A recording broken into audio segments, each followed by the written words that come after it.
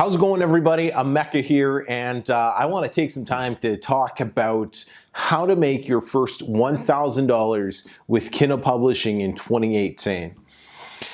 Man, has Kindle publishing changed a lot over the last 24, even the last 12 months since I started publishing. We've seen it go from people coming into the business and making $10,000 a month in as little as 4 to 5 months in, from those exact same people having their income drop off to only a couple $1,000s a month because Amazon made some changes, got smarter, and well, they were really only using short-term tactics. I love where Kindle publishing is headed in 2018, 2019, and beyond, because it's headed back to its core. It's headed back to where you have to really get down and dirty and learn how to build a proper brand for yourself in order to have some long-term sustainable income. And that is what is key. From the beginning, I've wanted to make sure I've built up my passive income with Kindle publishing the right way and built it up so I don't have to really worry about it and it's always going to be there. So I want to share a few of my tips on what you can do going forward to make your first $1,000 with Kindle publishing in 2018. So here we go. So the very first one is going to be building a brand. Now, you're probably watching lots of videos on Kindle, and it makes sense, but you want to focus in on the ones that talk about building a specific brand around your books. Now, that does not mean having to take your books off of Amazon and start a Shopify store like I might have talked about, what I've done, or anything like that. It just talks about picking one niche and diving deep into that niche. See, when you pick one niche to dive into, you're able to connect with your readers on a deeper level, build a loyal following who will continue to support you by buying more and more books from you, but also it helps establish your credibility and your authority on Amazon. This is what I learned from the very get-go. I found a niche that I really enjoyed. I started publishing books, it started gaining traction, and then I just didn't really focus on any other niches. I dove deep into this one, and I have a loyal fan base now, and they tell me what books to write. I don't bother with keyword research anymore. I don't need to. I just email them out, say, hey, what are the next topics you all want to hear about? I do some polls on social media. I publish the books and they end up ranking on Amazon, and I sell enough of them to get by.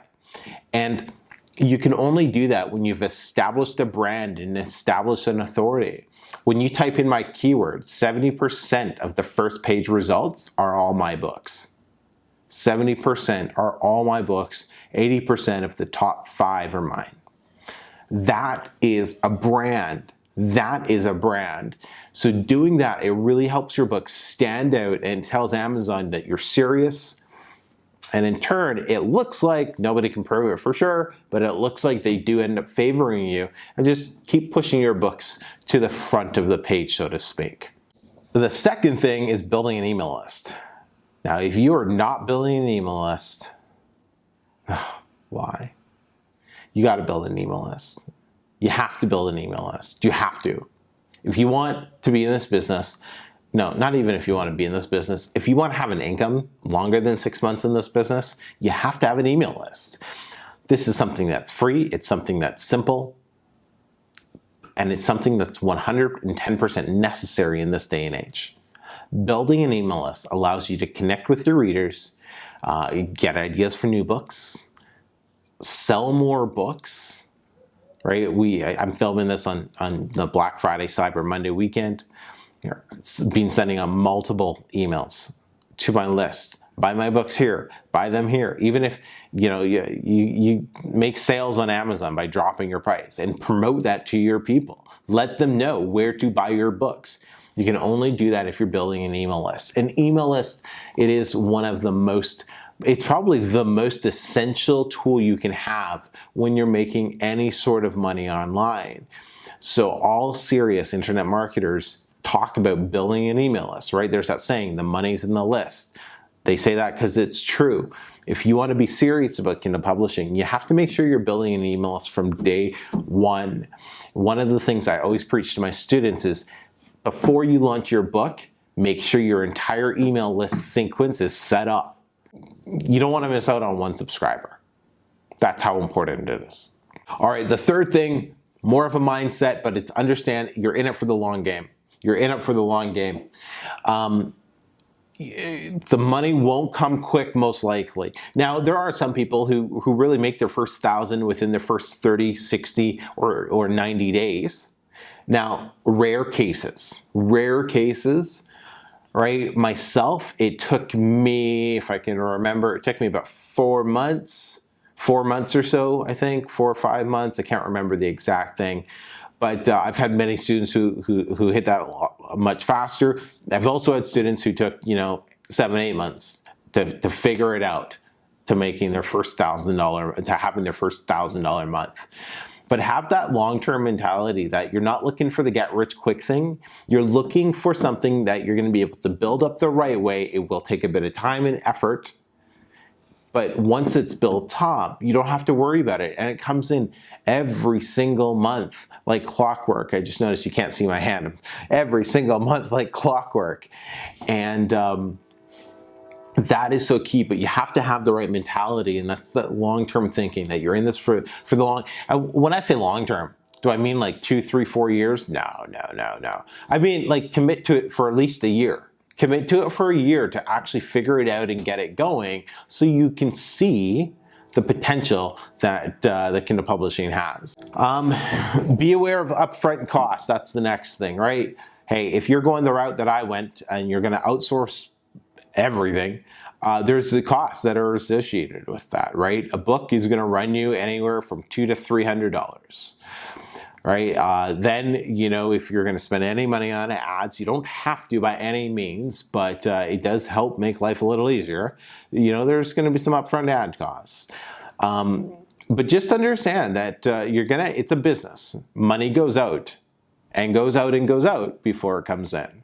Right? So you just want to make sure that you understand that, because I've seen a lot of people, they kind of get into it and they're like, oh, I'm spending all this money, I'm not getting a return. It's like, well, yeah, you've been in it for 3 weeks. What are you expecting? Magic? No, if it was that easy, everybody would be doing it. The next point is ignore the large income claims that you might be seeing online.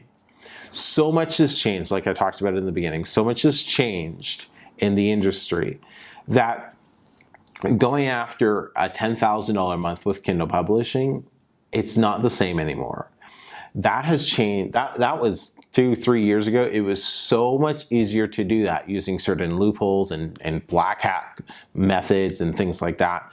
This day and age, right, to build a brand and do it the right way, a consistent $6,000 to $7,000 a month business with Kindle is much more realistic. And besides, in my opinion, unless you want to make Kindle publishing your full-time gig and you want to be one of those people that are making $30,000, $40,000, $50,000 a month with Kindle publishing, be happy with learning how to scale your business to $6,000 or $7,000 a month with Kindle, and then start using that money for investments or other businesses that you might want to get into that you'll learn about as you go through this whole self-publishing industry wheel type of thing. The last point is, whatever you're doing, make sure you're watching the most relevant content out there.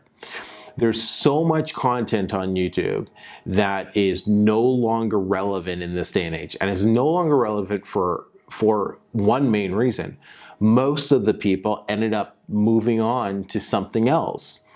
And so their old videos are still there, but it's all outdated, and they're tactics that don't work anymore, this and that. Make sure you're following people, whether it's myself or somebody else, it's totally cool. But just make sure you're following people that are producing videos, in this day and age that have been there for within the last 6 to 8 months, they've been producing a regular amount of videos, or they have blog posts, etc. But the number one thing you want to make sure is that they're actually still publishing books. One of the things that has really made my self-publishing blueprint stand out this year is I'm the only person, when you take a look at the top course creators, that is actually still publishing books every single month. That forces me to keep my information and everything as relevant and up to date as possible, because I'm still in it. I've built my brand, and I have a book coming out this week. Another one will be ready in about 2.5 weeks. Published another one. When did that go out? About 2 weeks ago. I'm still actively publishing books. So it forces me to keep my videos, like on YouTube, like this one, extremely relevant, because I know the changes that are happening. Hell, if you even go back to some of my videos beginning of the year, and then you watch some at this time, it's November now, you'll see messages have changed, right? Some of the things that I was promoting earlier, they've changed because Amazon changed. So I had to make some adjustments, and those type of things I don't practice or do anymore. So I say, hey, no, I'm doing things this way now. So it changes. The internet changes so much and so often that people who aren't actually active in it, they become old and irrelevant really, really quick. Let's just say it that way. But hey, if you got any questions, I got a free guide. I ain't gonna promote my course to you today. You can buy it if you want, but there's a link in the link you're gonna see. It's my 5-step blueprint, the 5-step blueprint to making your first $1,000 online. You can download that for free. You just enter your email, and you can download that for free.